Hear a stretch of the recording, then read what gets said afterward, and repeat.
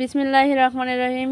Viewers, welcome to my food life channel থেকে সবাইকে স্বাগতম। আজকে আমি নতুন এক রেসিপি নিয়ে হাজির হয়েছি। ভিডিওটি সম্পূর্ণ দেখতে থাকেন, ভালো লাগবে। আমি এখানে কিছু ছোট সাইজের আলু সেদ্ধ করে নিয়েছি।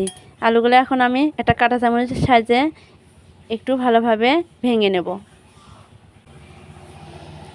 ভালোভাবে মিক্সড করব।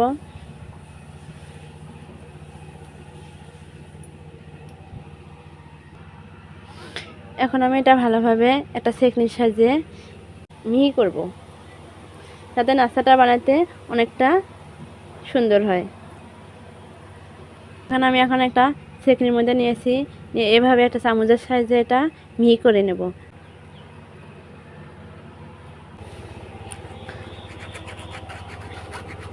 দেখতে পাচ্ছেন আমি এখন সবটা হয়ে গেছে, দেখেন কতটা সুন্দরভাবে মিহি হয়ে গেছে।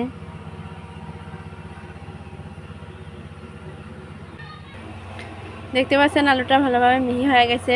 এখানে আমি দিয়ে দেব এখন স্বাদ মতো লবণ।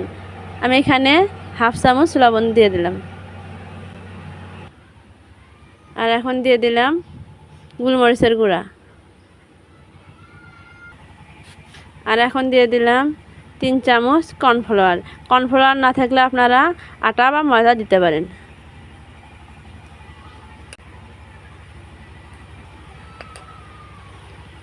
এখন এটা আমি ভালোভাবে মিক্সড করে নেব।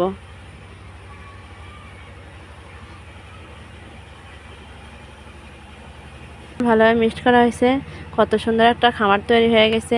এখন এটা আমি একটা প্লেটের মধ্যে নিয়ে লেচি বানিয়ে নেব। প্লেটের মধ্যে আমি একটু কর্নফ্লাওয়ার দিয়ে দিলাম, দিয়ে এখন এটা আমি সুন্দরভাবে লেচি কেটে নেব।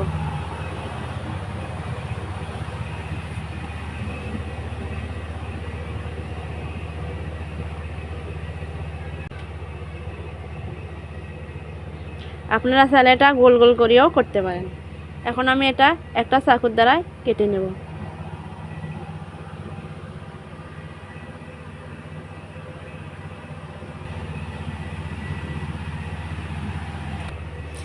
এখন আমি কাঁটা চামচের সাহায্যে এটা একটা উপরে নকশা কেটে নেব।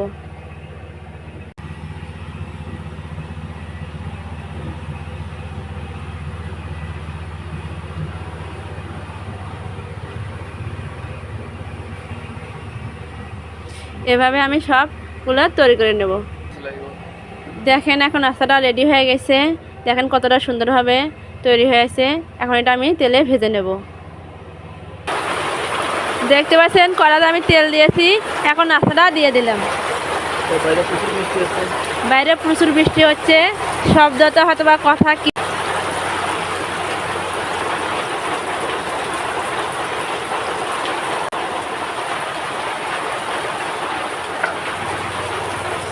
উল্টে দেওয়া হয়ে গেছে। দেখেন এক সাইডটা কতটা সুন্দর লাল হয়েছে। প্রচুর বৃষ্টি পড়তেছে বাইরে।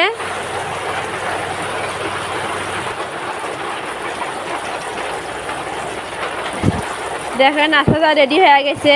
এখন আমি সবগুলো উঠে নেব। আজকের রেসিপি এখানে শেষ। দেখা হবে অন্য কোনো রেসিপিতে। ধন্যবাদ, সবাই ভালো থাকবেন।